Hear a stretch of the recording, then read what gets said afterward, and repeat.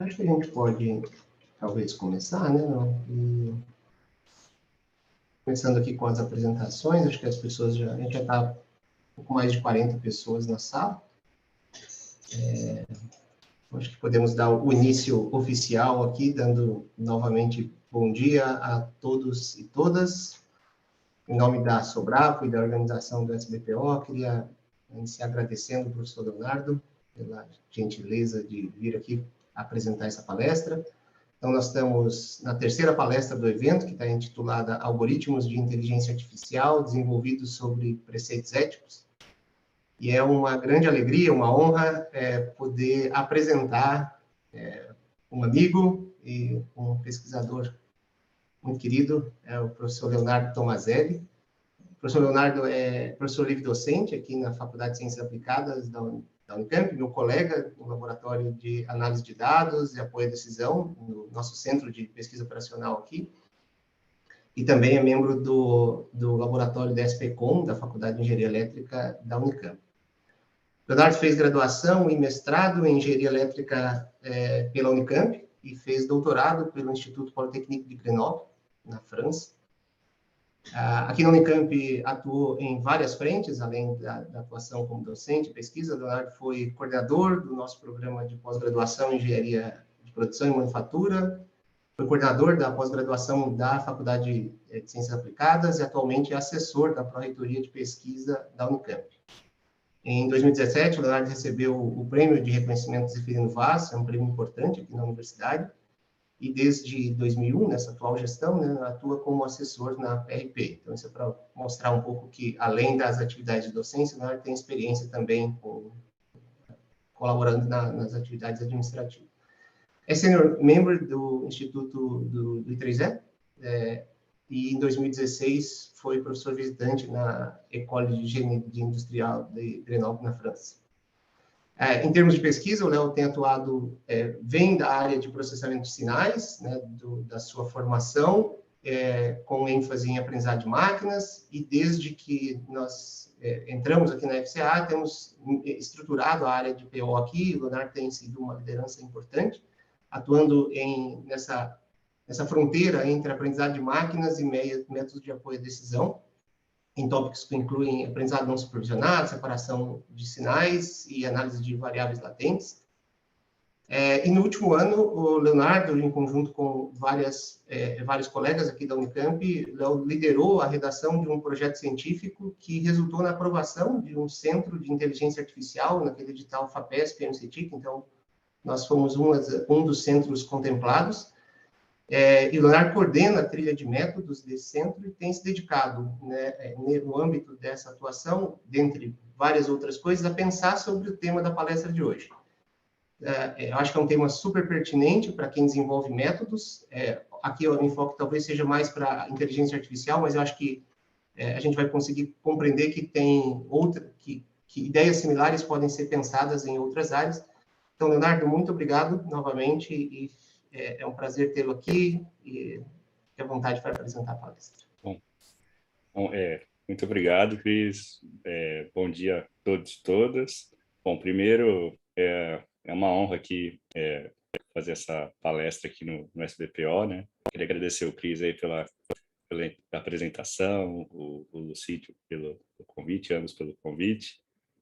Bom, e além de ser uma honra, é muito bacana ter um amigo aí apresentando, né? Acho que é uma oportunidade muito, muito legal, um colega aqui que a gente sempre discute as coisas e muito do que eu vou falar aqui também tem discutido. Bom, eu vou falar então, como o Cris falou, de um assunto muito novo, né? Muito atual. Quando me convidaram para falar sobre isso, né? Eu pensei, bom, faz pouco tempo que eu estou trabalhando nisso, mas eu não posso perder a oportunidade de falar de algo tão interessante, né? É um assunto realmente fascinante, pelo menos para mim tem sido fascinante estudar isso. Eu tenho estudado há quase 2 anos esse assunto, né? E então eu vou trazer aqui os primeiros elementos, né, dessa minha jornada nesse assunto, né? E, portanto, aqui aviso que eu vou fazer algo que não vai ser aprofundado, né? Mesmo por 2 motivos, né? aspectos técnicos aqui levariam bastante tempo, alguns deles, pelo menos, e também outro porque eu estou descobrindo esse assunto, né? Então, eu espero que todos encarem essa palestra como o início daqui de uma viagem pessoal que eu gostaria de compartilhar com todos aqui da comunidade da PO, né? Que, aliás, eu vou comentar um pouco sobre isso. Acho que é uma comunidade muito bem posicionada para atacar os problemas de ética em IA, né? De modo mais geral, tudo que é apoio à decisão baseada em dados. Então, esse é um pouco o contexto da palestra. Vou compartilhar aqui alguns slides e espero ter uma boa discussão com vocês no final. Deixa eu ver aqui se está certinho. Se puder confirmar para mim, Cris. Sim, está tudo bem. Quiser só passar um slide para ver se está indo e voltando. Vou passar aqui. Opa. Sim, passou. Passou? Você não está vendo o modo apresentação, não, né, Cris? Tudo certinho, né? Está tudo certo. A tela cheia. Está tudo certo. Tela cheia, perfeito. Bom, então é isso, né, pessoal? Eu vou falar um pouquinho aqui de... o título aqui é esse, né? Que já falou, algoritmos de IA desenvolvidos sobre preceitos éticos. Até um título muito ambicioso. Foi difícil dar um título para essa palestra, porque vocês vão ver, espero, né, que eu consiga transmitir essa visão aqui ao término da palestra. Esse assunto é um assunto realmente novo e aquele tipo de assunto, por ser novo e por ser complexo, é um assunto que quando a gente começa a estudar, a gente percebe que ainda tem muita coisa para fazer, né? Então, o título aqui é um pouco ambicioso, né? Quando a gente vê aqui, né? Vamos desenvolver algoritmos sobre preceitos éticos, parece que isso é uma coisa muito direta, né? Como desenvolver qualquer tipo de algoritmo que a gente está acostumado, mas não é bem assim, né? Por isso que eu até coloquei a palavra, algumas perspectivas e desafios, sobretudo, né? Então, espero dar um pouco esse norte aqui para nossa discussão. Bom, eu vou pedir aqui uma licença, sei, muitas pessoas já conhecem bem a área de inteligência artificial, conhecem, aliás, trabalham intensamente aqui na área, mas eu queria falar rapidamente aqui, eu não quero já começar direto, mas eu quero falar mais ou menos, pelo menos na minha visão, por que esse assunto está tão relevante, né? Por que ele é um pouco óbvio, mas acho que vale a pena a gente dar uma passada em detalhes, até para entender a evolução das coisas, né? Como que a gente está, entender o momento que a gente está agora em IA, né? Sobretudo relacionado a essa questão da ética, né? Bom, tenho que falar aqui, né, um pouco, todo mundo já sabe aqui o que é inteligência artificial, né, todo mundo já conhece essas palavras, né, mas até já marquei aqui em negrito, vocês já devem estar cansados de ver isso, né. Vou fazer algumas definições aqui informais, tá, pessoal? Não vou fazer nada muito formal, né, existem várias definições mais elaboradas, mas basicamente a gente sabe aí que a IA é a busca por sistemas, né, que de alguma maneira tentam imitar a inteligência humana, para resolução de problemas e tomada de decisão, né? Isso é a IA, né? A gente quer, de alguma maneira, aí, simular, né? Emular o nosso processo aí, cognitivo para resolver problemas e tomar decisão, né? Bom, a IA é um campo muito amplo, muito antigo, né? As pessoas falam bastante hoje, mas já tem um histórico grande, né? E nos últimos anos, também um campo que já é antigo, mas um campo que quase que virou um sinônimo da IA, embora não seja sinônimo, né, que é o aprendizado de máquina, também tem estado aí na crista da onda, né? A palavra de aprendizado de máquina, ou o termo em inglês, né, machine learning, tem sido aí muito falado, né? Inclusive até não apenas no público acadêmico, científico, tecnológico, mas até nos jornais, né? A gente pega, às vezes, algum artigo num jornal, alguém falando de aprendizado de máquina, etc. Então, algo que ficou realmente muito popular, né? E a gente pode dizer seguramente que é a frente mais importante da IA hoje em termos de uso, né? Em termos de beleza, tem muitas frentes bonitas também, mas de uso, certamente, o aprendizado de máquina é a frente mais importante e o elemento central, nesse caso aqui, são dados, né? Então, são 3 palavrinhas que eu queria sublinhar aqui nessa, né, só para a gente relembrar aqui alguns termos que vocês já estão cansados, mas que eu preciso aqui para tentar explicar um pouco onde estamos, né? Bom, todos sabem também, a área é altamente interdisciplinar, né? É uma área que cruza, né?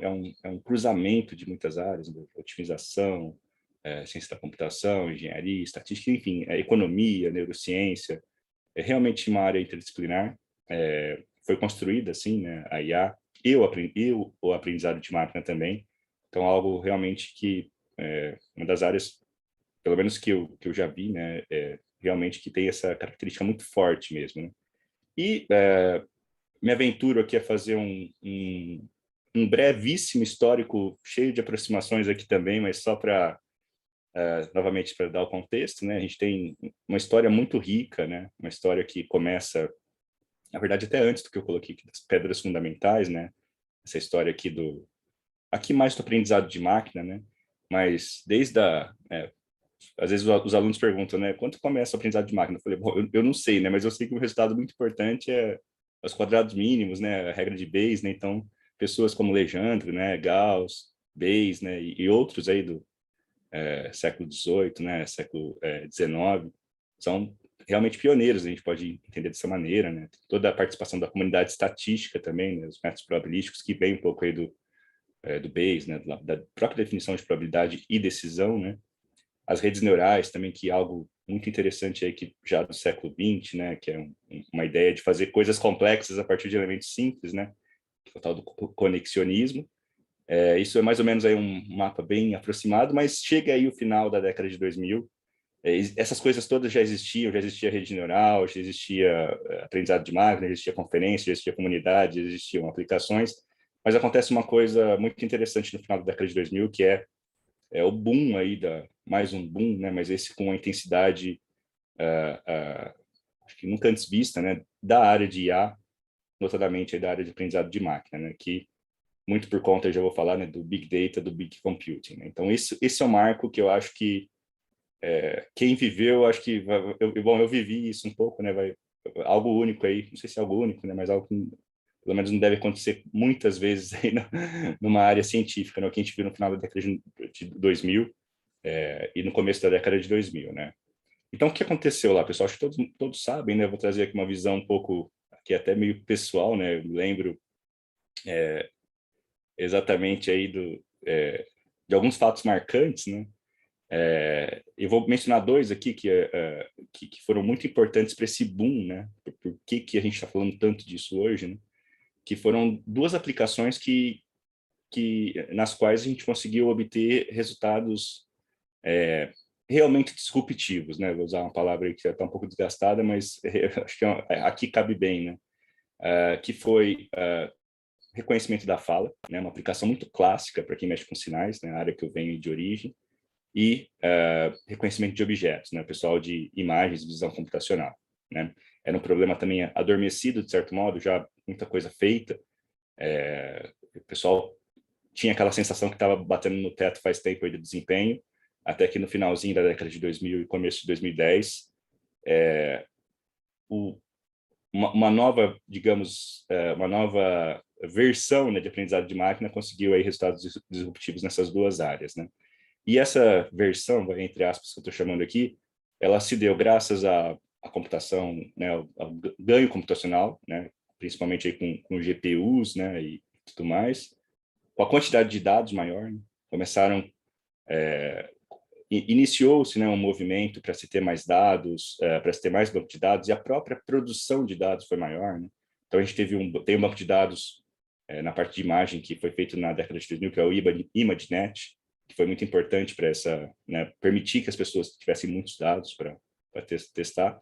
E claro também que eu disse que as coisas existiam antes desse boom, né? Já as ideias fundamentais estavam lá, mas também houve avanços metodológicos importantes que junto com essas outras duas coisas, né, levaram a novas estruturas de processamento de informação, de dados, como, por exemplo, redes neurais com arquiteturas diferentes, como essa daqui que eu coloquei.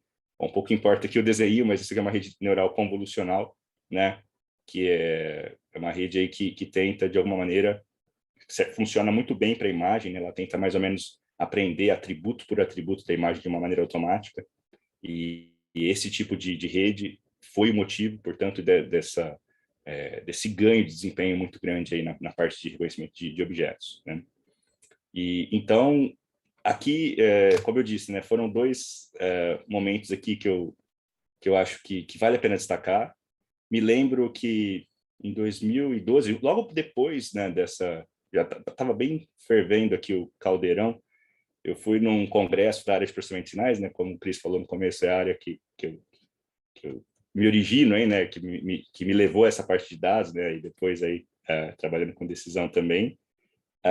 E teve uma palestra de um pesquisador que muito importante da área, né, hoje é considerado um dos 3 mais importantes aí, né, se bem que é difícil falar essas coisas, que é o Geoffrey Hinton, né?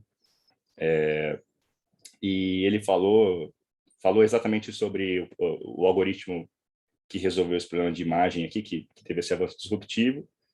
E eu me lembro que eu fui no mesmo congresso no ano seguinte, 2013, se eu não me engano, acho que foi 2012, 2013.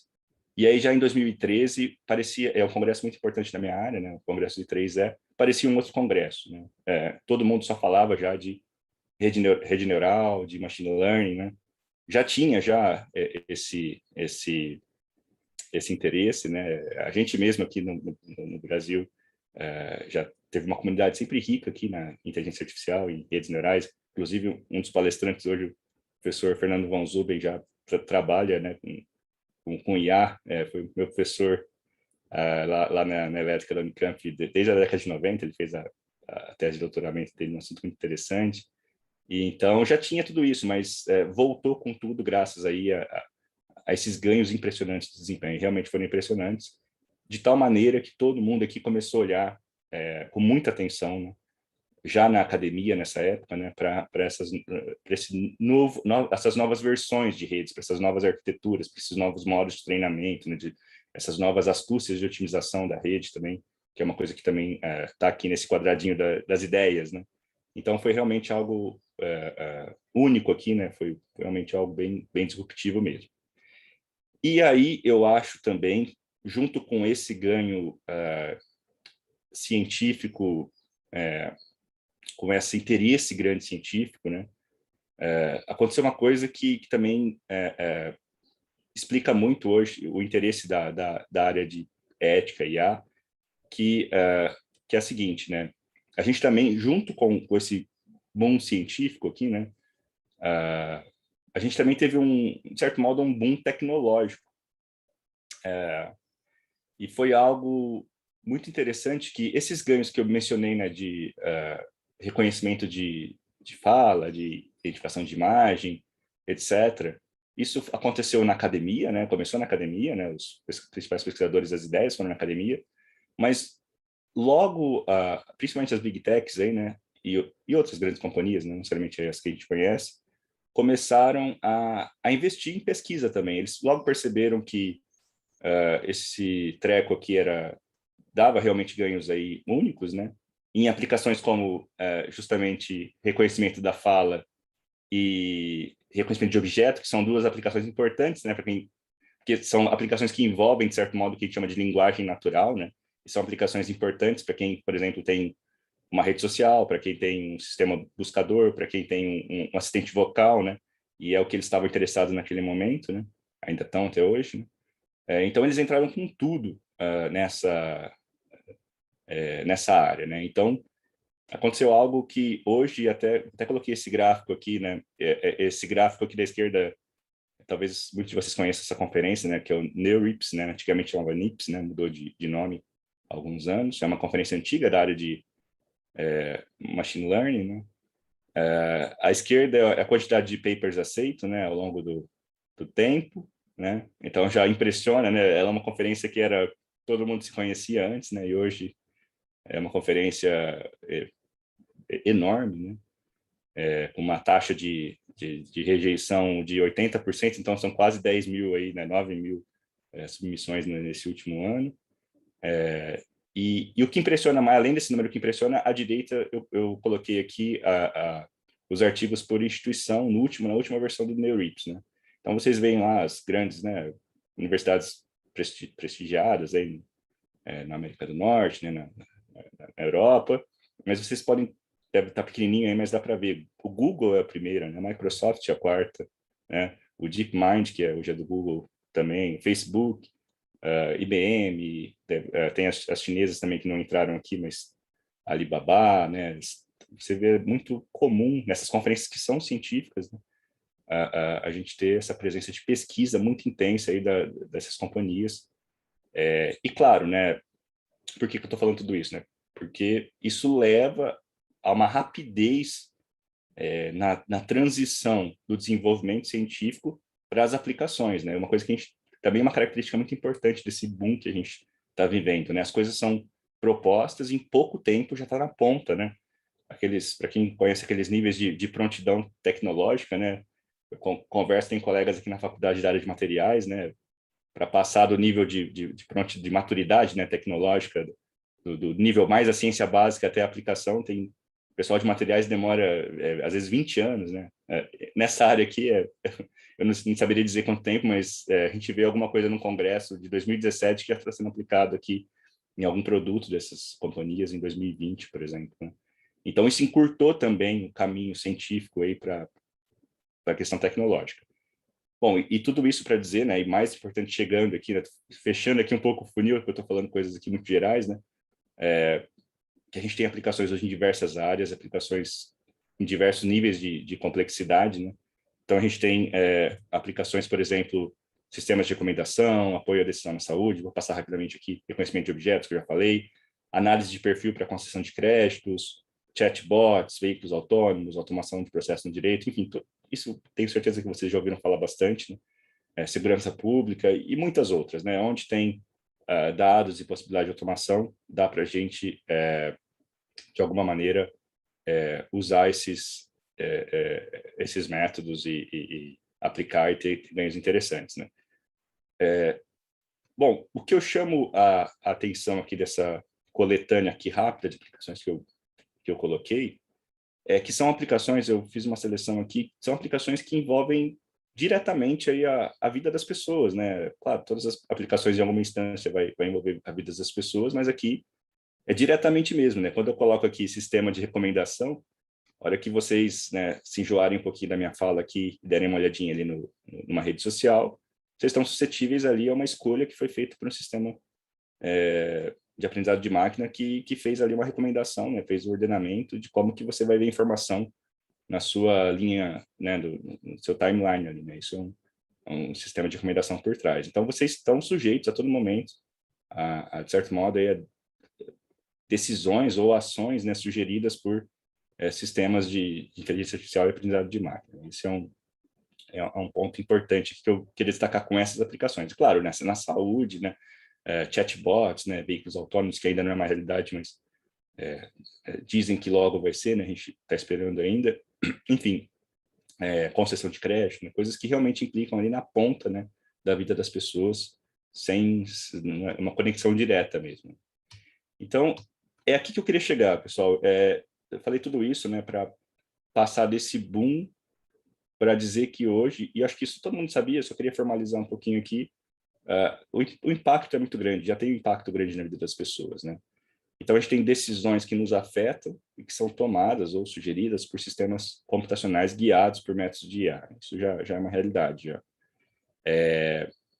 Bom, isso é uma realidade que já existia com outras metodologias, né, a gente pode dizer assim, mas a escala, né, eu chamo a atenção de novo aqui para a escala, né, a quantidade de aplicações e a escala com a qual isso vem ocorrendo nos últimos anos, aí chama atenção, né? Então, chama atenção ao ponto de que essas coisas realmente estão muito próximas, né, do dia a dia das pessoas e numa intensidade grande, e, portanto, a gente começa a se preocupar, né, começa a ter uma preocupação sobre algum tipo de base ética para o uso dessas coisas, né? Assim como a gente tem preocupação com base ética lá na medicina, quem é da área de medicina sempre teve essa preocupação, né?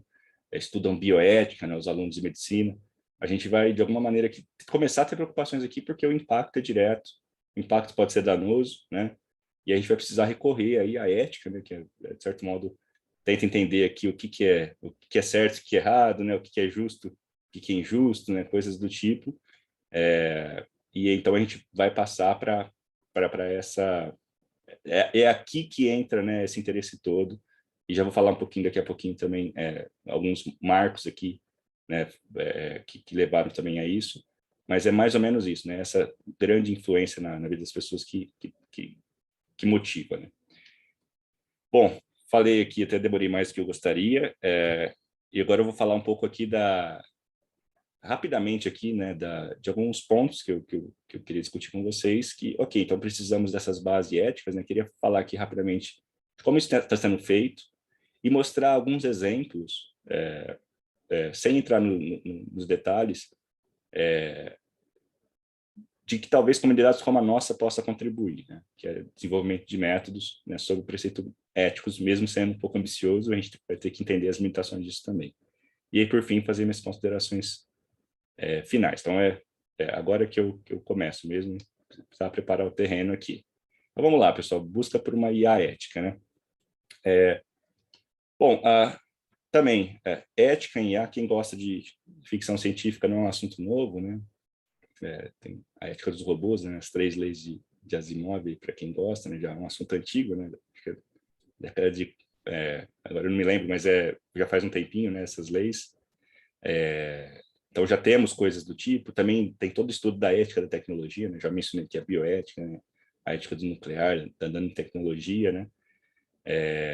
Mas, até então, né, mesmo tendo bastante pesquisa, mesmo antes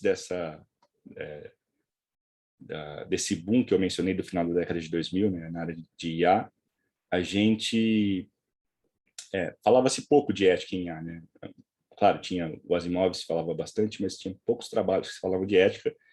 E aí teve essa retomada em meados da década de 2010, justamente por aquilo que eu falei, né? Começou a ter muitas aplicações, o pessoal começou a perceber que pode dar problema, né? Alguns problemas importantes. Vou destacar aqui 2 marcos, talvez vocês conheçam. Um livro que surgiu, acho que em 2015 ou 2016, da Cathy O'Neil, que é Weapons of Math Destruction, né? Que agora tem em português, e foi lançado em português, acho que no ano passado. Esse livro não foi o primeiro trabalho no assunto, mas foi o primeiro trabalho que chamou bastante atenção para o assunto, né? A Cathy O'Neil era uma pessoa que trabalhava no mercado financeiro, então ela fez um livro, é uma espécie de manifesto, assim, que ela começa a se preocupar, né? É muito bem escrito o livro, né? Com alguns exemplos que são interessantes. E a partir disso, esse assunto realmente começou a emplacar, né? Desse livro. E também um outro mais recente, né? Que a envolve uma conexão aí também forte com a filosofia. Talvez muitos de vocês até responderam esse experimento aqui, né? O experimento da máquina moral, né?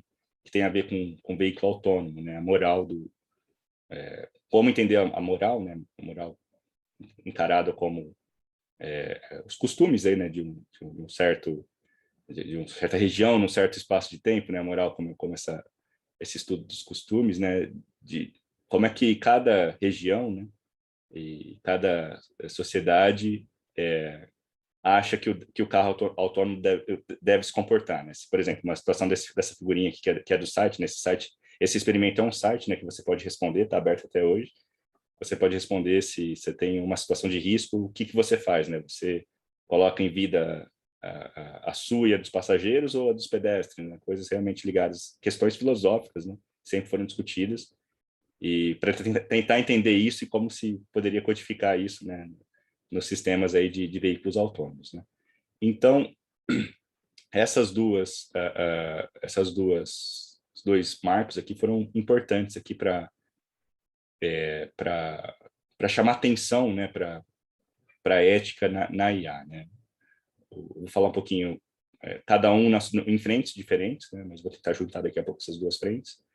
Mas foram marcos importantes e, claro, houve, né, outros marcos também que foram bem relevantes aí, mas em particular, como eu disse, né, era uma história aqui um pouco na minha jornada pessoal, os 2 que me chamaram bastante atenção, né, foram esses aqui.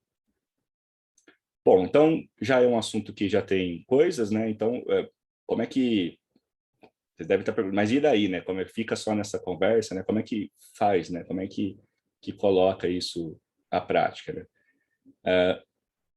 Então, rumo à prática aqui, né? Como é que tem sido feito, né? Ainda não é uma solução 100% prática, mas eu vou tentar também esmiuçar isso um pouco, mas a abordagem até agora, né, tem sido a definição de certos arcabouços conceituais para estabelecer uma IA ética, né? Então, existem vários arcabouços, vários documentos, vários manifestos que tentam propor princípios aí para uma IA que seja ética, né? Então, aí pessoal, existem muitos mesmo, existem, né, sei lá, eu não saberia dizer a quantidade, mas tem vários, eu citei alguns aqui, a Declaração de Montreal, uma iniciativa do próprio 3E, da Unesco, enfim, vários governos, empresas fazendo esses princípios norteadores, e a gente tenta mais ou menos ali passar, né, chamar atenção para conceitos que sejam, que não podem sair aqui do nosso farol aí da IA ética, né? Essa tem sido a abordagem, tentar estabelecer esses princípios e depois começar, dentro desses princípios, estruturar aplicações, estruturar ações, etc. Claro que tem crítica também, né? Às vezes tem, vocês devem estar curiosos para saber as coisas como elas são, e é uma crítica que às vezes esses princípios são muito pouco palatáveis, né? Eles ficam muito no blá blá blá. Essa é uma crítica que tem sido feita, recorrente, mas eu acho que isso é a própria evolução aí da área, né? Como eu disse, é uma área que em franca evolução mesmo, em início, né? Que tá evoluindo. Então, me parece também um pouco natural que as pessoas estejam descobrindo, né? Bom, para tentar ir justamente contra essa crítica aqui e um pouco mais no específico, eu peguei aqui um trabalho, é o trabalho que me guia, né? Porque eu realmente não estudo esse princípio, né? Não é minha área de atuação, né? Acho que isso requer realmente uma abordagem interdisciplinar até para entender, né? Para conversar. Mas tem um trabalho que eu gosto bastante, que é um filósofo aí da tecnologia, que é o Luciano Floridi, né? Que é um pesquisador de Oxford. E ele fez uma ajuda aí para a gente, né? Ele simplificou, né? Claro, sempre tem perdas, né? Com a simplificação, mas ele tentou explicar mais ou menos o que tem todos esses princípios, né? Claro, aqui perdendo uma coisa ou ajustando uma outra coisa, de uma IA ética, né? Então ele coloca basicamente a IA ética, né? Todos esses documentos, ele tenta mais ou menos identificar 5 coisas que são comuns e que se sobressaem nesses documentos, né? Que são essas 5 caixinhas aqui, né? Que a primeira delas, né, que a IA tem que ser feita para o bem-estar das pessoas, né, manter a dignidade, né, você, por exemplo, para quem trabalha com machine learning, sabe que uma questão importante é a presença de dados rotulados, né, e você consegue ter a identificação de imagem, né, quando a gente vai identificar a imagem, precisa ter um banco de dados, que a gente fala banco de dados rotulados, né, quando a gente está numa abordagem supervisionada. E existem modelos de negócio hoje que é deixar que é colocar pessoas para ficar rotulando dados, né? Bom, enfim, acho que não é um trabalho, né? A gente pode estar criando trabalhos aí que não são dos mais agradáveis também, né? Então a gente tem que manter um pouco a dignidade também, sustentabilidade, enfim, todos esses fins importantes ainda que a gente não pode esquecer, né? Tem a não maleficência, né? O segundo princípio, privacidade e segurança, que são coisas também que a gente fala bastante, né? Sobretudo aí privacidade é um assunto importante, né? A autonomia, né? Essa aqui é uma coisa interessante também, né? Essa aqui é quem decide, né? Como se decide, né? Se a gente vai, enfim, quem que é responsável de responsabilização, né? Por decisões tomadas por sistemas de IA. Então tem toda aqui uma questão regulatória que também é ilegal, né? E os outros 2 aqui que são os focos aqui da discussão que eu estou fazendo hoje aqui, que é justiça e equidade e explicabilidade. Esses 2 aqui eu destaco porque esses 2 são as caixinhas que têm sido as caixinhas mais ligadas aos métodos, né? As 3 primeiras caixinhas são caixinhas que envolvem regulamentação, discussões ciências sociais mesmo, ciências humanas, filosóficas, do direito, né? Enfim, do poder, da política, né? Claro, todos eles envolvem todas essas coisas, mas a parte de métodos vem sendo mais colocada nessas 2 caixinhas, que é a justiça e equidade, né? Como fazer métodos ou como identificar métodos que são justos e que tenham equidade, né? A palavra estou traduzindo de fairness, né, em inglês, né, que são fair, e a explicabilidade, né? Como de alguma maneira compreender como uma decisão é tomada em sistemas que são altamente complexos, né?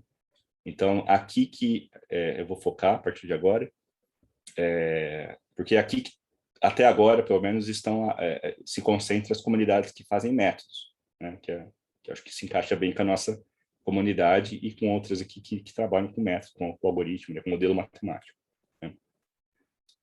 Bom, então eu vou falar aqui primeiro dessa busca por métodos equitativos, vou falar um pouco o que é isso. E depois a gente fala um pouquinho de interpretabilidade. Bom, métodos equitativos. Qual que é o problema aqui? A gente tem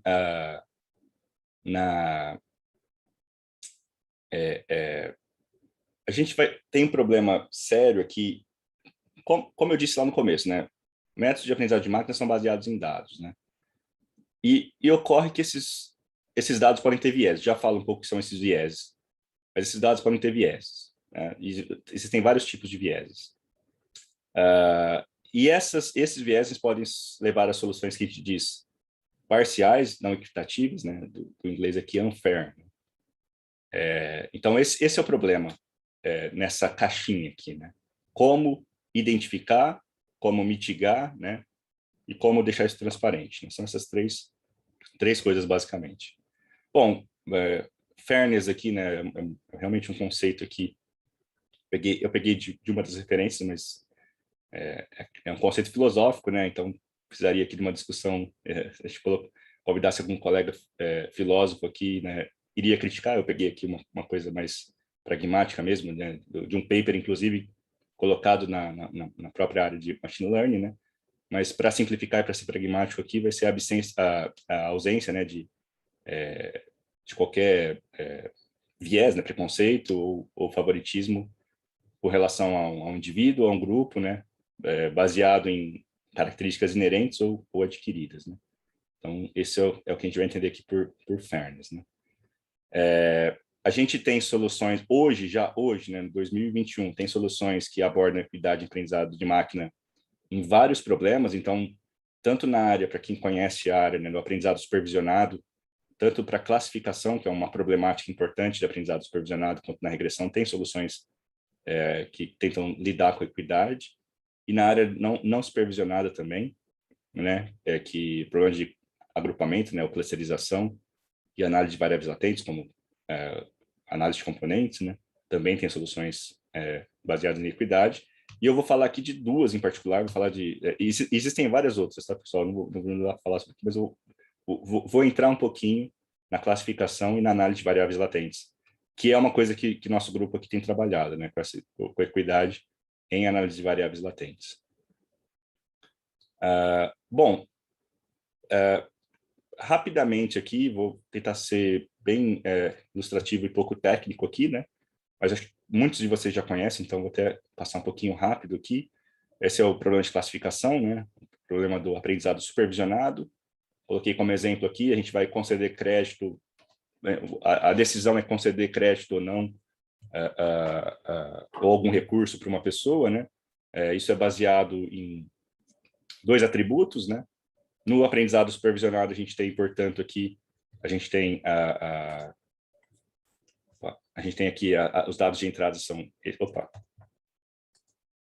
Os dados de entrada são esse daqui, né? O atributo 1, que poderia ser talvez a renda, o atributo 2 poderia ser a idade, enfim, qualquer característica aqui de uma amostra, que no caso aqui é uma pessoa. E a gente tem os dados de saída aqui, que é a situação, né? A gente olha um banco de dados geralmente no passado, né? Não necessariamente para ser no passado, mas a componente temporal aqui geralmente aqui ocorre mais. E a gente tenta associar no passado se tal pessoa aqui, né, deveria ter sido concedido crédito ou não, né? Bom, se ela reembolsou o crédito, a boa resposta era essa. Se ela não reembolsou, a boa resposta era denegar ali o crédito, né? Então, esse é um exemplo clássico aqui de concessão de crédito, de recurso. Então, a gente vai olhando os dados do passado, né? Vou colocando aqui algumas pessoas, etc.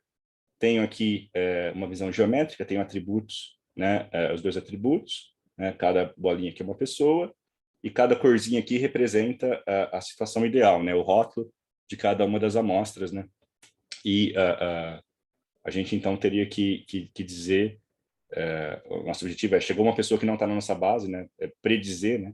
Se essa pessoa a gente deve ou não conceder o crédito, né? Bom, acho que muitos de vocês já sabem, a gente tem uma estrutura que se chama um modelo de classificação, né? Estou representando aqui um modelo mesmo, né? Que tem como entrada os parâmetros, né? Desse sistema desse modelo, né? Que eu estou chamando aqui de W, né? Opa. E os próprios dados de entrada aqui, que é o X, que eu estou chamando. Então, essa é basicamente o problema de classificação, né? Obter esse modelo aqui, que de certo modo, aqui nos dá essa fronteira de decisão aqui, né? Então, simplificadamente é isso. Bom, matematicamente todos conhecem aqui é a matriz de dados, né? A gente tem, aqui são as amostras, né? Aqui são os atributos, né? E aqui são os rótulos, aquilo que eu falei, né? Para cada amostra a gente tem se deveria ou não ter dado crédito, né? A gente formula esse problema de aprendizado supervisionado na classificação, e também na regressão, né, como um problema de otimização, onde a gente define uma função objetiva aqui, né, que geralmente se chama função loss ou função perda, que tenta medir, né, o quão distante o meu modelo está daquilo que ele deveria, né, dizer, né? Ou seja, ele tenta, de certo modo, mapear aqui a entrada aqui X, né, para a saída D, né? Então, esse é basicamente o problema de classificação com problema de otimização. E a gente tem para esse modelo F aqui coisas que vão desde dos modelos mais simples, como o modelo linear, né, que a gente adora, mas que não funcionam em muitas situações, até modelos que eu já falei aqui, modelos mais sofisticados, como as redes neurais, né, que são baseados em combinações de coisas, combinações de muitas e muitas coisas simples, né, que viram algo muito sofisticado, né? Então, esse é um pouco aí o panorama bem breve, né, da classificação. Bom, acho que todo mundo aqui também já tem esse contato com essa área aqui. Como é que a gente se interessa no final? A gente tem várias métricas de desempenho para classificação, né? E ocorre que uma métrica importante, né, uma coisa que a gente observa bastante aqui, é uma coisa que se chama matriz de confusão, né? E como é que é essa matriz de confusão? Uma coisa bem clássica que vem lá da estatística, né? É uma matriz que a gente vai ter aqui as classes reais, né? Então, a gente tem a classe real 0, pode ser eu deneguei o empréstimo, e 1 eu concedi o empréstimo, e aqui o resultado dado pelo modelo, né? A classe predita, né? 1, né? Eu concedi o empréstimo, e 0, eu não concedi o empréstimo. Então, por exemplo, aqui são as situações, né, para 201 amostras, esse modelo aqui que está, claro, é uma coisa aqui apenas ilustrativa aqui, para esse modelo, né, 201 pessoas que eu realmente deveria dar empréstimo, eu dei o empréstimo. Então, a gente vai chamar isso aqui de verdadeiro positivo, é um acerto, né? Então, a gente tem aqui o verdadeiro positivo, o verdadeiro negativo, né, que é não dar empréstimo para aquelas pessoas que eu não gostaria de dar empréstimo, que não deveria, desculpa, dar empréstimo, né? E aqui são os erros, né, que é o falso positivo e o falso negativo, né? Então, são coisas aqui clássicas aqui da estatística que a gente usa para visualizar o resultado de um sistema de classificação. Obviamente, qual que é o nosso objetivo? É tornar essa matriz de confusão a mais diagonal possível, né? A gente gostaria que fosse 0 aqui no mundo ideal, né? A gente não tivesse erros, todos aqui estivessem nessa diagonal aqui, num acerto. Mas ocorre que é muito raro uma situação dessa, né? Geralmente vai ter coisas aqui, né? Isso aqui é um erro, isso aqui é um erro, né? E a gente não consegue, de fato, aí, colocar isso diagonal, como a gente gostaria, né? A gente pode criar métricas baseadas nessa matriz de confusão, como a acurácia, né? Que é simplesmente a quantidade de acertos dividida pelo total de amostras. Essa acurácia é uma métrica clássica. A primeira coisa que se pergunta, né, quando a gente faz um modelo de aprendizado de máquina, qual que é a acurácia, né? Então, a porcentagem de acerto, né, do sistema de classificação, né? Então, isso é o classicão. Agora, vamos lá. E se a gente tivesse dois grupos aqui distintos, pode ter uma situação interessante aqui acontecendo. Agora, em muitas situações, né, na situação, a gente está falando de equidade aqui, né? Pode ocorrer uma coisa interessante. Pode ser dois grupos, pode ser, por exemplo, dois grupos relacionados ao gênero, pode ser mulheres e homens, pode ser dois grupos relacionados à raça, pode ser dois grupos relacionados ao nível de escolaridade, pode ser dois grupos relacionados a aspecto regional, né? Enfim, 2 grupos, né, que são diferentes em algum recorte, né, que é importante, né, do ponto de vista social, e a gente pode ter essa situação aqui, né? O que foi começou a ser observado, né? Começou a ser observado que muitos classificadores, a gente treina, né? Claro que uma boa prática é omitir a própria definição do grupo como uma entrada, né? Como um atributo do classificador, né? Então são o que a gente chama de atributos protegidos. A gente geralmente não, né? Vai conceder empréstimo para uma pessoa. Seria muito estranho usar como atributo se a pessoa é mulher ou homem, né? Quer dizer, isso já pode gerar direto algum tipo de situação ruim. Mas mesmo quando a gente não coloca isso, né, existem, de certo modo, relações entre os dados, né, que mesmo quando a gente não coloca esses atributos protegidos, a gente pode ter situações que a gente consegue descobrir se a pessoa é uma mulher ou um homem pela relação de outros atributos, né? Então, começou a observar-se, né, que começou a observar aqui que alguns classificadores, mesmo não tendo esses atributos protegidos como entrada, eles apresentavam desempenhos diferentes na matriz de confusão, né? Então, se eu separar a matriz de confusão no grupo aqui 1 e no grupo 2, nitidamente aqui a matriz do grupo 1 está melhor que a matriz do grupo 2, né? Está mais diagonal, né? Então, pessoal, essa é uma situação concreta, né, de uma situação, quer dizer, essa situação é o que a gente vai falar de ausência de equidade, uma situação unfair com relação a esses 2 grupos, né? Então, isso que esse é um exemplo aqui, bem metodológico, de uma situação que começou a ser verificada em alguns problemas, como admissão em universidade, isso mais na América do Norte. Também teve a questão de crédito mesmo, foi uma coisa que foi identificada.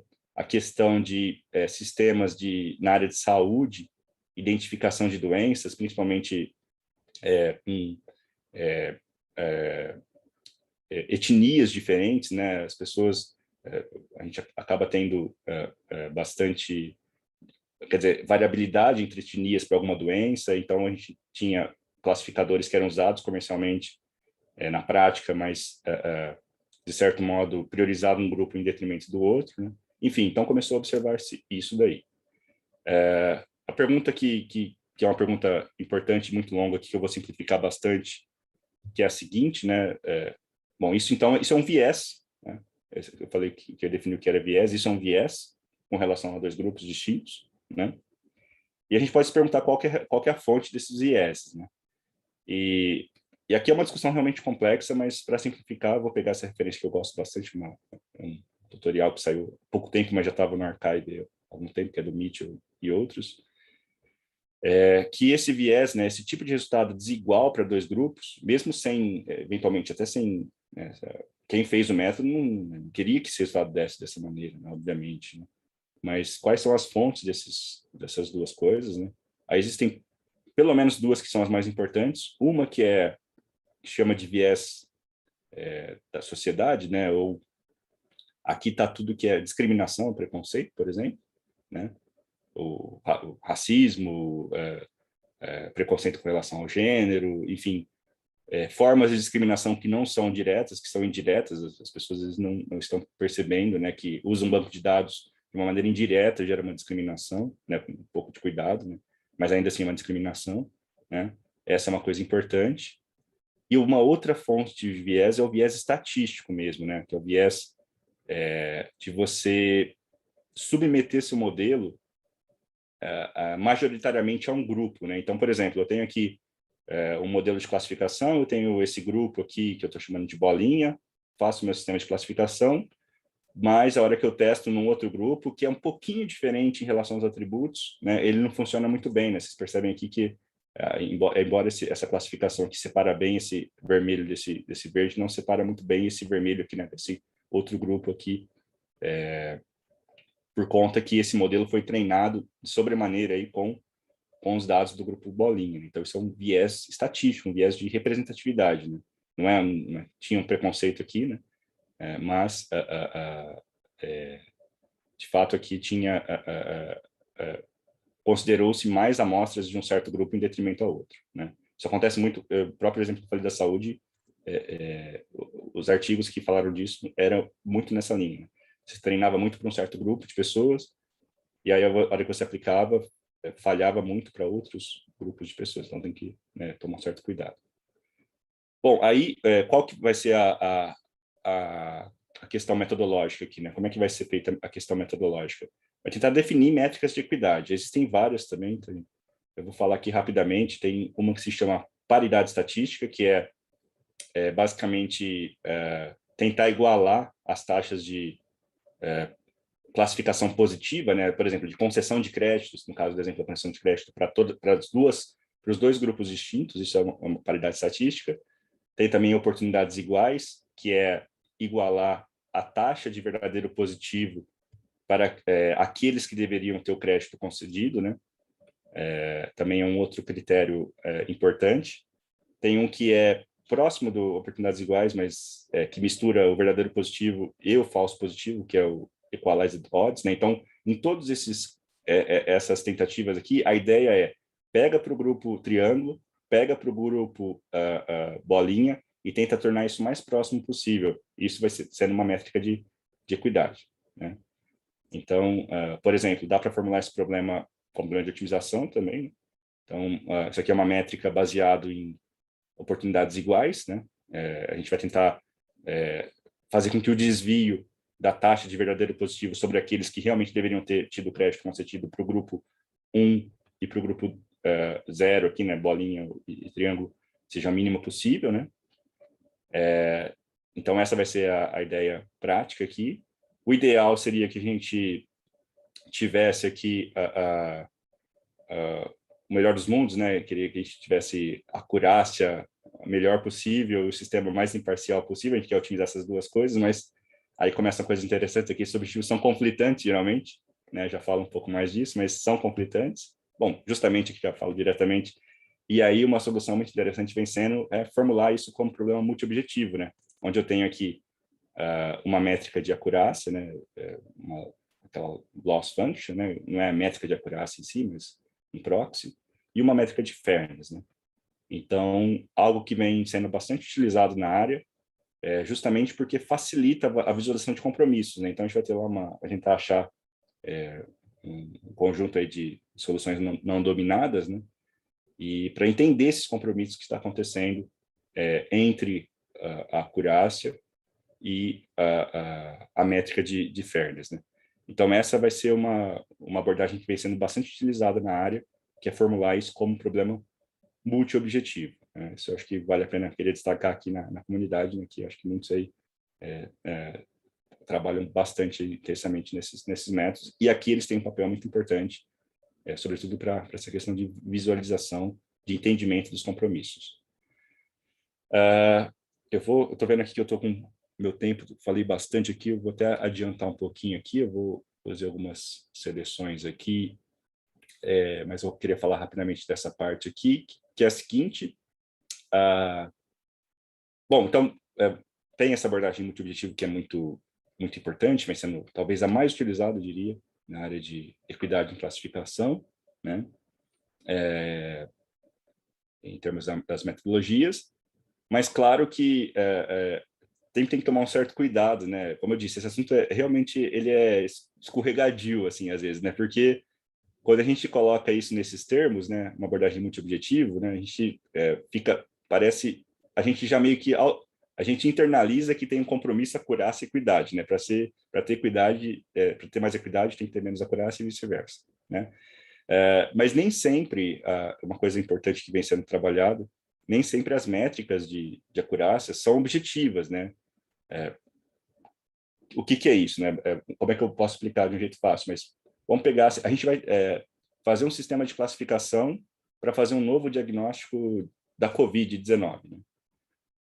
Bom, a gente vai fazer um sistema supervisionado, né? A gente tem esse nosso novo sistema de diagnóstico e a gente tem aqueles rótulos, né? Que que no caso, a gente consegue obter de uma maneira muito objetiva, né? A gente pode comparar os resultados do nosso novo sistema baseado em aprendizado de máquina com o padrão ouro, né? Que é o tal do PCR, que muitos devem ter feito já, né? Para o diagnóstico, né? Então, a gente tem uma métrica de acurácia nesse caso, que é o nosso sistema de diagnóstico funcionar, a acurácia é muito clara. O que é isso? É a gente bater o PCR. E não tem margem para discussão, né? É objetivo. Mas tem, principalmente quando envolve pessoas, a gente usa proxies, né? E medidas subjetivas mesmo para acurácia, né? A própria questão do empréstimo, né? Bom, tudo bem, ele não pagou, não, mas assim, tem coisas mais sutis, a quantidade, ele pagou depois. Para se contratar pessoas, a gente pode pegar um proxy que é ruim, que é o salário que as pessoas ganham depois de 3 anos, né? Isso é ruim, né? Então, muitas vezes a gente tem que tomar um certo cuidado, né, com essa, né, com esse entendimento desse compromisso, que é importante, repito, talvez o jeito mais interessante e transparente que a gente viu até agora de fazer essas coisas, mas ainda assim tem que tomar um certo cuidado para não tomar a acurácia aqui como uma entidade que, enfim, que é 100% objetiva. Esses dias mesmo eu estava conversando com um colega, né, a gente estava conversando sobre esse assunto, né, os sistemas de ingresso, né, no vestibular, né, que é uma discussão já antiga, né, sistemas de cotas e tudo mais. Se a gente colocasse, né, nesse âmbito aqui da acurácia e equidade, né, que talvez daria para fazer uma discussão, pelo menos a gente estava tentando, né, fazer essa discussão, era uma discussão mais de amigos aí, né, então daria, mas a gente estava falando uma coisa, a gente chegou a uma conclusão interessante, né, a própria medida, uma nota no vestibular, né, é um proxy, né, quer dizer, o objetivo, quer dizer, qual que é o objetivo de ter um aluno dentro de uma universidade, né? Bom, o objetivo pode ser, cada um pode ter uma definição, mas talvez um objetivo interessante seja dar um retorno para o contribuinte, né, numa universidade pública, de formar um bom profissional, né? E nada garante que uma pessoa que vai bem no vestibular, ou ligeiramente melhor que outra, ou melhor que outra, né, atenda esse objetivo. Claro, não tem, né, não tem solução simples para então abandono o vestibular, não é isso, né? Mas são coisas sutis, né? A gente usa todo momento proxies para tentar entender o que é acurácia, né, de uma maneira objetiva, quando nem sempre é possível quantificar ela de maneira objetiva, né? Então essa é uma questão importante. Bom, eu vou ter que pular aqui, só mas até pela questão do tempo, mas existem alguns desafios importantes. Vou falar um rapidamente, que infelizmente não dá para otimizar todas as métricas de equidade ao mesmo tempo. Existem teoremas de impossibilidade que a gente fala, quem está acostumado com decisão em grupo e conhece, né, teoremas de impossibilidade, não dá para otimizar tudo ao mesmo tempo. Então vai ser muito importante aqui um entendimento desses conceitos, né, na prática, né? Qual métrica você vai usar? Isso tem uma conexão com conceitos filosóficos, né? Tem um trabalho muito recente também do grupo lá do Floride, que tenta mais ou menos fazer pontos entre aquelas escolhas que eu falei, né, equalized odds, a paridade estatística, com conceitos filosóficos, né, com visões filosóficas da ética, né. Claro que isso foge um pouco do nosso campo, mas é importante saber que ao escolher alguma coisa como métrica, a gente de alguma maneira está, né, tá também escolhendo alguma visão, né, algum embasamento filosófico por trás, né? Pelo menos é o que esse artigo tenta argumentar. Vou falar aqui para fechar rapidamente a fala aqui, vou falar um pouco do não supervisionado, que é uma coisa que a gente tem feito aqui no grupo, né? Trabalho, inclusive, de pessoas que estão aqui na sala, em cooperação com pessoas que estão na sala, o Guilherme, né? O pós-doc aqui comigo, o Felipe, que acabou de defender o mestrado também, estão aqui na sala, e outros colegas que não estão, eu vou citá-los aqui. E também é possível, mas eu queria falar rapidamente, também é possível abordar a equidade no não supervisionado, né? Então, no supervisionado a gente tinha essa situação, no não supervisionado a gente não tem mais rótulo, né? A gente só tem uma matriz de dados, né?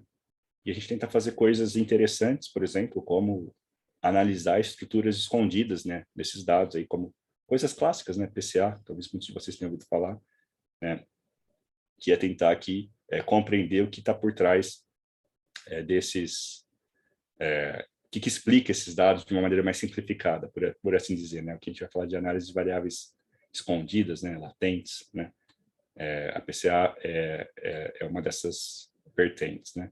Só para ilustrar aqui rapidamente, né, a importância disso, até escolhi aqui o exemplo mais visual, abusando um pouco aqui, as dimensões estão todas erradas aqui, tá, gente? Mas, basicamente, o que eu quero? Eu quero explicar uma matriz de dados de um jeito simples, né? Então, é uma aproximação isso.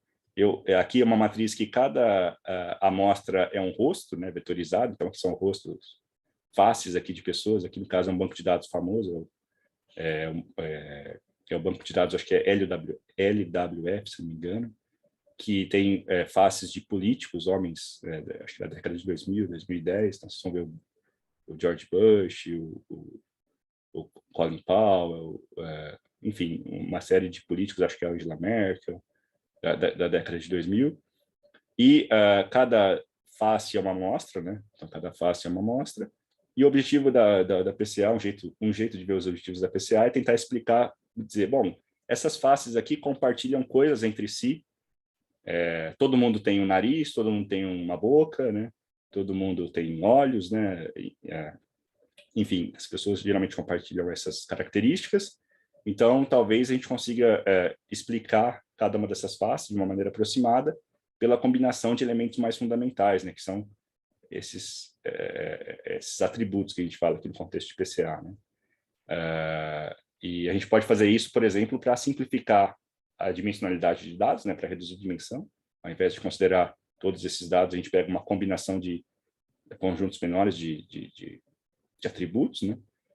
E, às vezes, até mesmo para entender o que tem por trás, né, o que explica a informação observada, né? Isso é um assunto até bem de fronteira na área agora de aprendizado, que é tentar entender o que importa numa informação, né? Então, talvez, olhando isso, a gente consegue identificar aqui, né? Tem um nariz aqui, uma boca, então são coisas que foram comuns aí, de alguma maneira esses dados compartilham, né?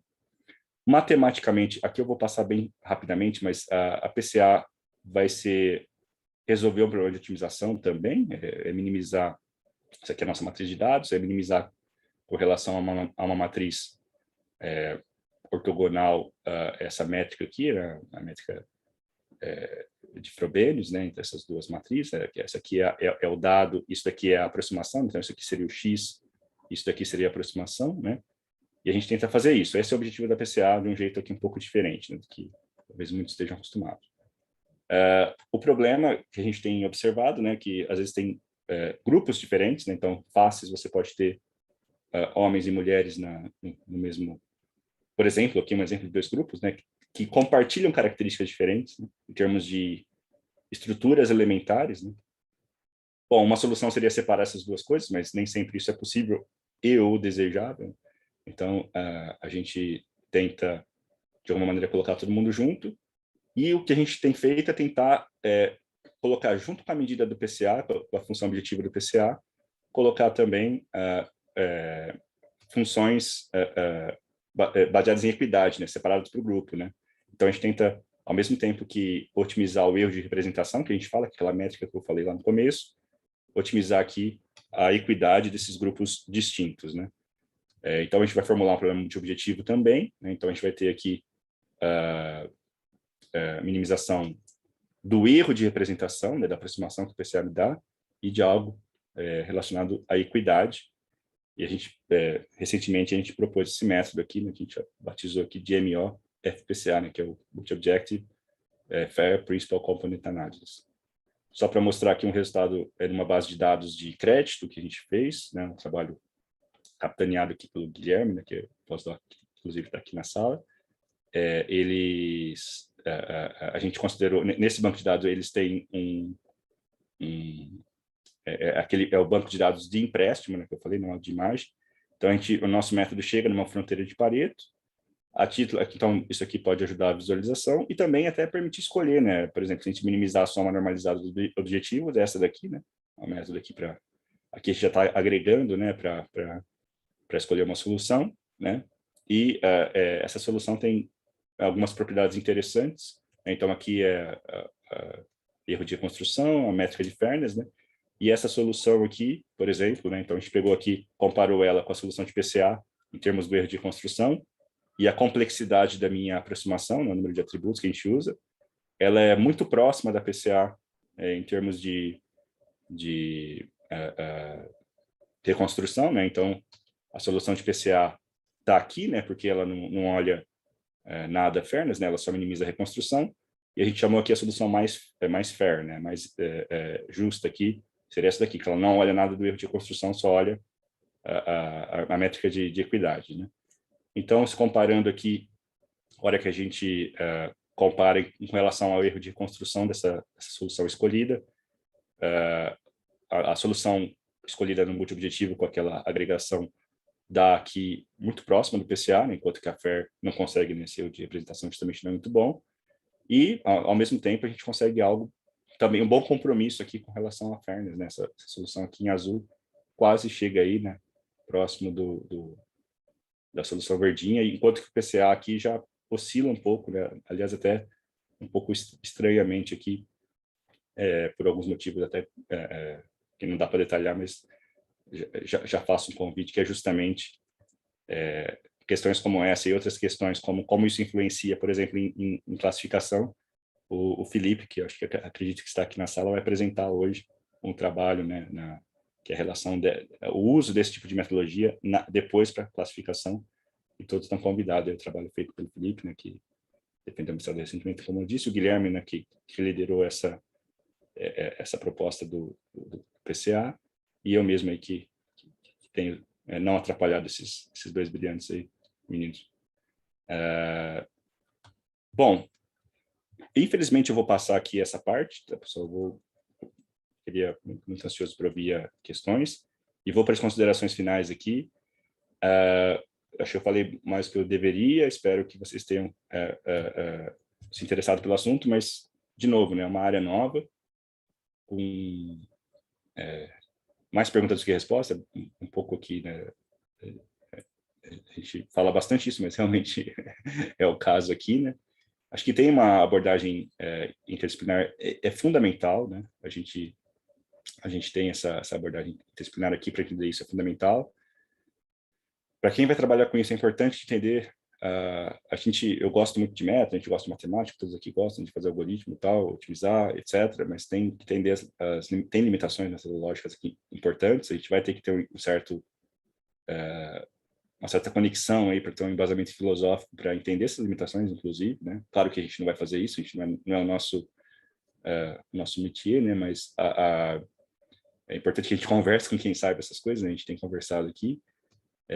Uma outra questão que eu levanto é também a questão, cada vez a gente tem observado que tem tanto essa questão do desenvolvimento do método, que é importante, mas acho que comunidades como a nossa também pode contribuir com a parte de auditoria mesmo, fazer métodos que verifiquem essas condições. Já tem algumas soluções comerciais, tem soluções abertas também, mas acho que é um assunto ainda que tem muito para se entender melhor, né? Ou seja, dado um sistema operando, como é que a gente monitora o funcionamento desse sistema? Isso é um algoritmo, né? Então a gente vai ter que também entender e desenvolver essas metodologias que vai envolver otimização, e vai envolver modelagem, etc. E por fim aqui, só para, eu acho que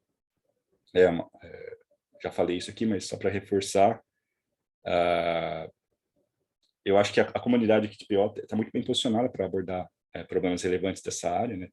Desde aspectos de otimização, né, que é otimização de objetivo, né, em particular, mas também aspectos, está muito relacionado com as pessoas que trabalham com decisão, né, com apoio à decisão, né? Eu não falei da parte de interpretabilidade aqui, mas quem trabalha com apoio de decisão sabe da importância que é entender um pouco as decisões tomadas, né? Isso tem muito a ver com interpretabilidade. Então, acho que tem um caminho aí interessante para a gente pode levar coisas para essa discussão também. E eu vou parar por aqui, tem outras perspectivas aqui, mas eu queria só, o Cristiano falou no começo, né? Quem tiver interesse, a gente teve esse centro que foi recentemente aprovado aqui na Unicamp, junto com outras parceiras, o ITA, a FBC, USP, outras empresas, no centro de IA aqui, o BIOS. Como o Cris disse, né, estou responsável por uma das trilhas que é método, e ele, inclusive, está responsável pelo núcleo de otimização, né, ele não mencionou, mas ele também está tendo bastante trabalho com isso.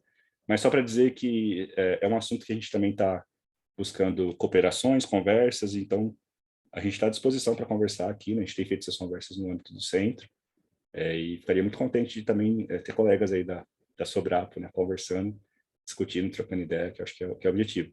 E, por fim, agradecer, né? Já agradeci o Guilherme, o Felipe, também tem outros colegas, né? O Renan, que é um aluno de doutorado do professor João Romano, professor Holmes Atux, professor Washington, professor Diego, são colegas que também vêm trabalhando, discutindo.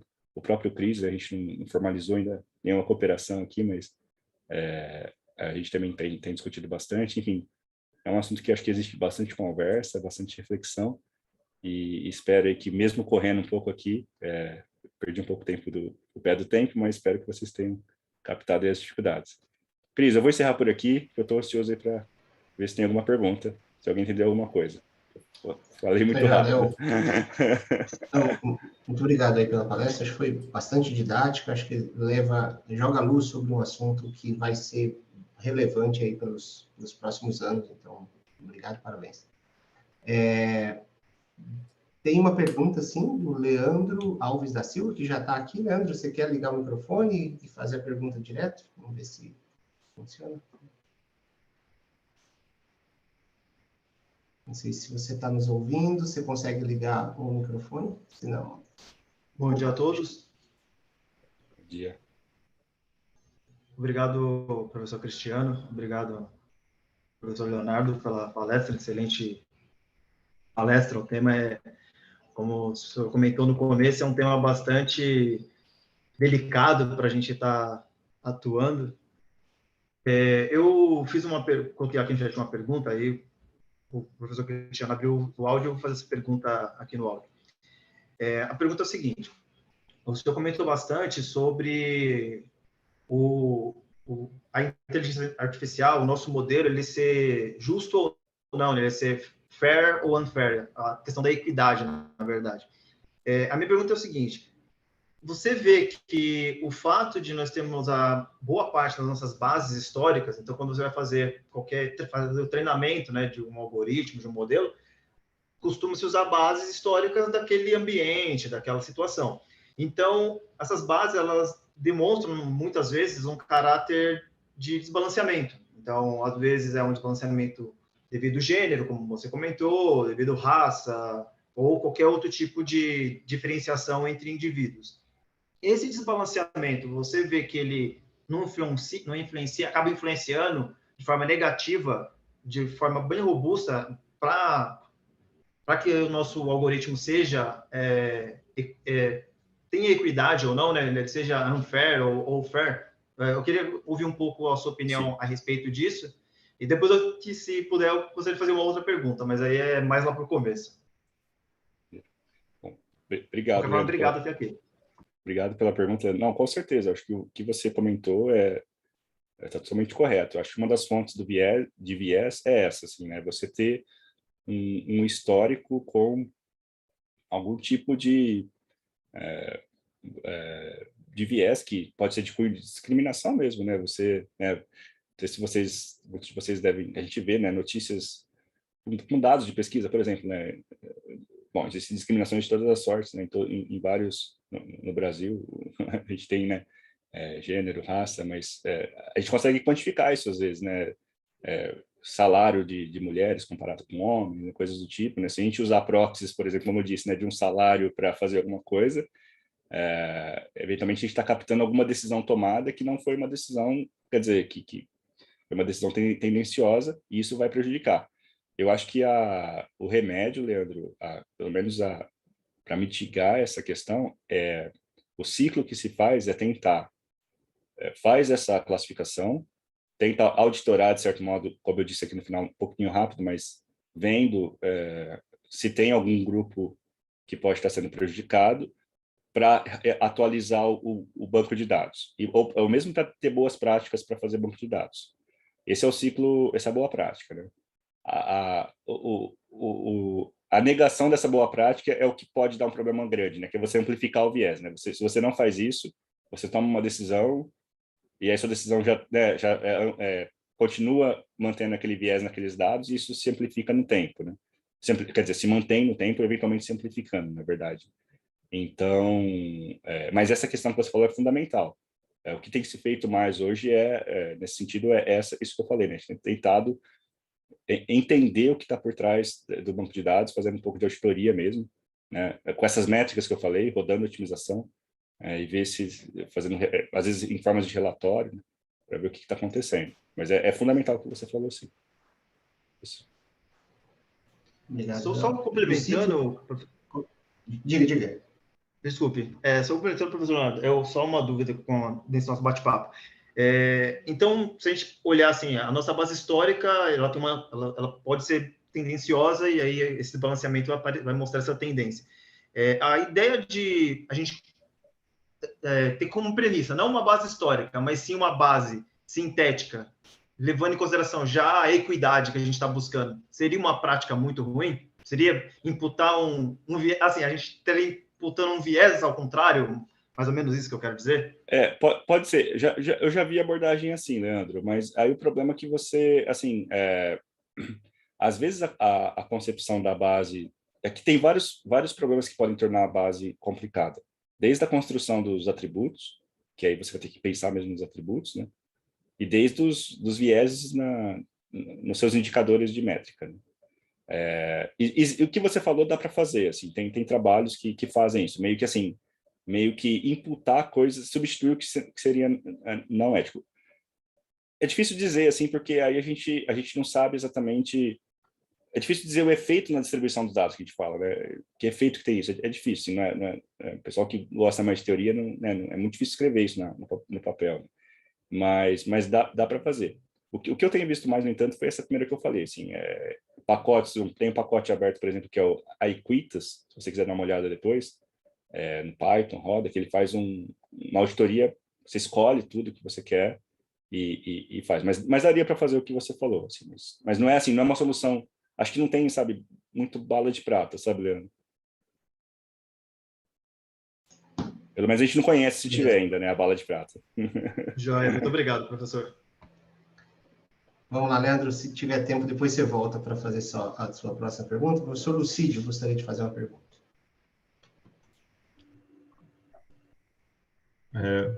Bom dia, só dar aqui minha câmera. Bom dia, Leonardo, obrigado pela participação aqui no evento conosco, né?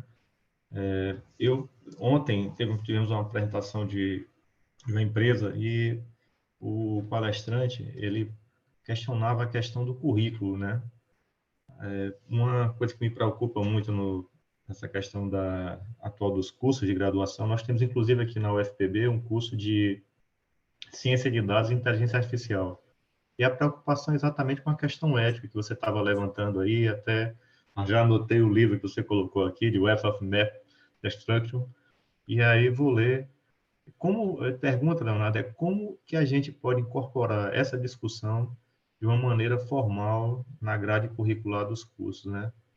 Eu não sei se vocês, aí na Unicamp, Sim. vocês tiveram essa preocupação em uma disciplina, né? Ou como é que vocês estão pensando nisso? Não, excelente pergunta, Lucidio. Eu até pulei aqui um pouco na pressa, mas eu ia abordar rapidamente. Te agradeço aí a pergunta, né, que eu acho que o que você coloca é algo... Eu acho que é algo fundamental, sabe, Lucidio? Eu acho que a formação,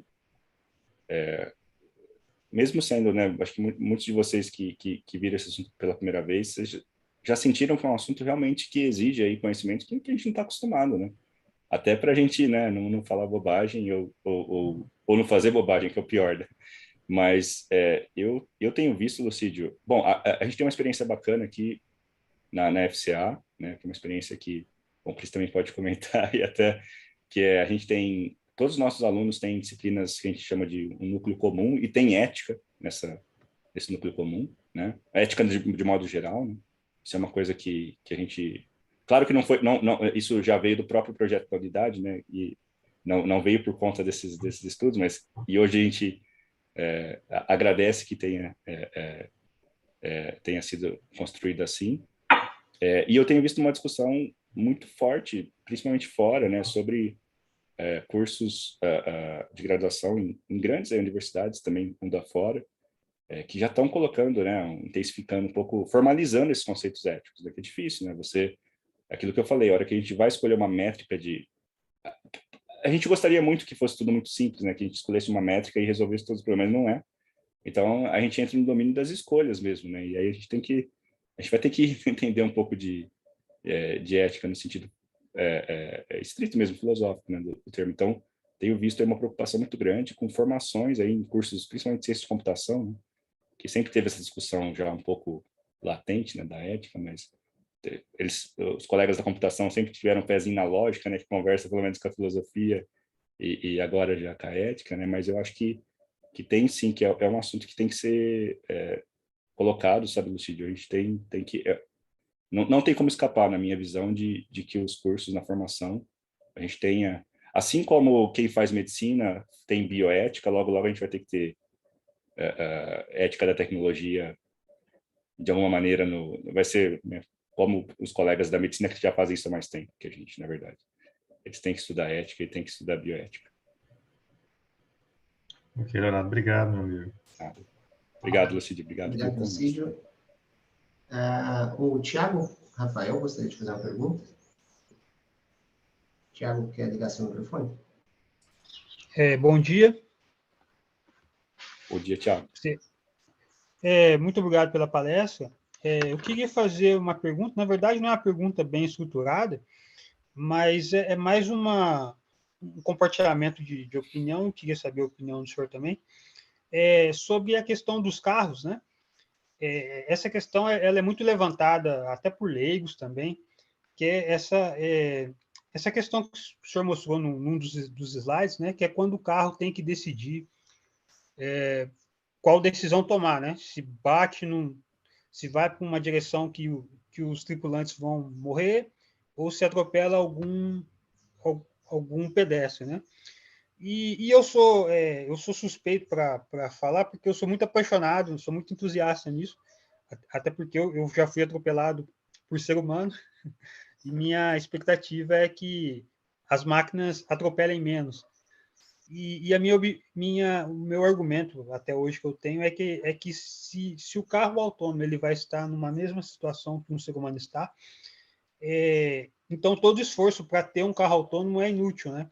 Porque a ideia é não deixar o carro autônomo nessa situação. Porque na maioria das vezes, quando o motorista tem que fazer essa decisão, é porque ele já tomou decisões erradas antes. Ele entrou numa via que estatisticamente tem criança, ou ele está numa via que tem curvas perigosas, etc. E eu acredito que nós temos hoje, e a gente vai ter mais, ferramentas que prevê isso e evite situações. Aí eu queria saber do senhor se o senhor compartilha dessa ideia ou não, ou tem outras problemáticas em relação a isso. Muito obrigado pela palestra e pela oportunidade também. Obrigado, Tiago. Bom, Tiago, assim, eu não, né, eu também, né, nesse domínio, eu sou mais um curioso também, né, não trabalho, né, citei o exemplo aqui, não trabalho com veículo autônomo, que é um assunto muito bacana, também sou curioso, barra entusiasta, mas barra mais curioso hoje em dia do que entusiasta, talvez, né, a gente tá vendo, mas acho que é uma tecnologia que está tendo seu tempo de desenvolvimento. Assim, é difícil dizer, né, se vai... essa questão da substituição, claro, né, acho que nunca vai ter né, uma situação perfeita, né, muito difícil fazer um sistema imune à falha, né, mas claro que acho que a ideia vai ser essa mesmo, tentar minimizar aí, não só, né, o risco às pessoas, mas também outras métricas de conforto, né, enfim, o carro autônomo ele também tem esse objetivo, né, as pessoas têm esse trabalho cognitivo de fazer um trajeto, etc., muitas coisas aí que poderiam ser otimizadas, né. Então, eu não sei, eu também estou esperando um pouco para ver. Talvez uma coisa, como você também tem interesse no assunto, dá uma olhada naquele experimento da máquina moral, que ele fala algumas coisas que eu acho que são curiosas, essas já são medidas, né? Que, inclusive, é até difícil como escolher o que é risco para um carro, né? Nesse experimento da máquina moral, por exemplo, ele mostra que as respostas de pessoas de certas partes do mundo, como a América Latina, priorizam crianças, e as respostas de certas partes do mundo, como o Extremo Oriente, priorizam idosos. Então, coisas do tipo são bem interessantes, né? Que são problemas de decisão. Problemas de decisão estatísticas que, para quem conhece a palavra risco, né? Tenta minimizar o risco aí, ponderando essas duas classes. Né? Mas vamos ver o que vamos ter aí, Thiago. Eu também estou curioso. Ok, muito obrigado. Obrigado, Thiago. Obrigado a todos. Eu acho que a gente precisa encerrar aqui para ter uns 2 minutinhos para iniciar as sessões técnicas, que começam às 11 horas. Queria novamente agradecer o professor Leonardo por trazer esse assunto. Eu teria uma pergunta, eu acho que eu vou só deixar ela no ar aqui, porque eu acho que tem na audiência várias pessoas que estão trabalhando, Léo, com um tema que tem crescido bastante na área de PO, que é o uso de métodos de aprendizado por reforço, né, Reinforcement Learning, integrado com otimização. A gente já viu isso, acho que temos palestra aqui sobre isso, e a provocação aqui para a gente pensar em conjunto e talvez tomar um café uma hora, é que tipo de preocupações éticas podem surgir aqui, né, e que é um assunto que talvez lança para dentro da otimização, traz para dentro da otimização uma preocupação que até então ocorria pouco, né, que é assim, quais são as implicações éticas do modelo de otimização que eu rodo. Então, se eu estou usando um por trás, ou de alguma maneira, em paralelo, um aprendizado, certamente, ou possivelmente, a gente está trazendo viés para dentro da otimização. Então, acho que é um assunto que a gente pode pensar nisso. Para quem tiver, acho que a gente fica aqui mais 2 minutos tomando um café virtual, mas acho que a gente encerra essa palestra. Leonardo, muito obrigado novamente, e pessoal, obrigado pela participação. Se alguém não teve a pergunta contemplada e quiser deixar aqui no chat, a gente encaminha para o professor Leonardo ou os contatos dele para conversar diretamente. Obrigado. Boa tarde a todos. Bom SBPO para todos e todas. Valeu.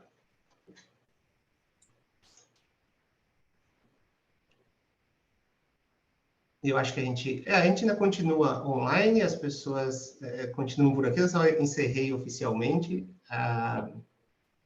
Tem várias manifestações, eu acho que você está acompanhando o chat de agradecimento. Legal, bacana. Beleza. Obrigado, Cris, pelo acolhimento. Mas legal essa pergunta.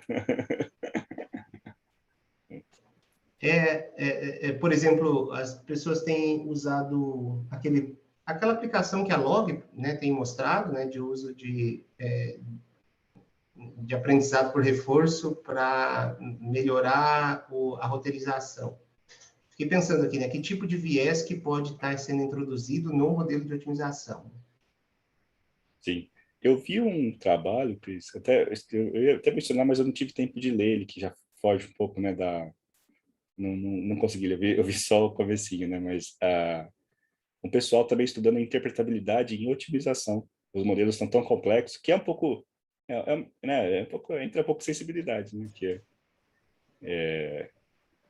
também começa a ficar meio black box, né, tipo, tem os modelos, sim, modelos tão sofisticados, né, que você, por mais que eles sejam concebidos, né, na modelagem, o funcionamento a posteriori não é tão claro, né? Mas eu realmente não deu tempo de ler o artigo, né? Foge um pouquinho da área. Imagino. Mas eu acho que realmente o pessoal está bem posicionado aí para atacar vários problemas. Eu acho que sim.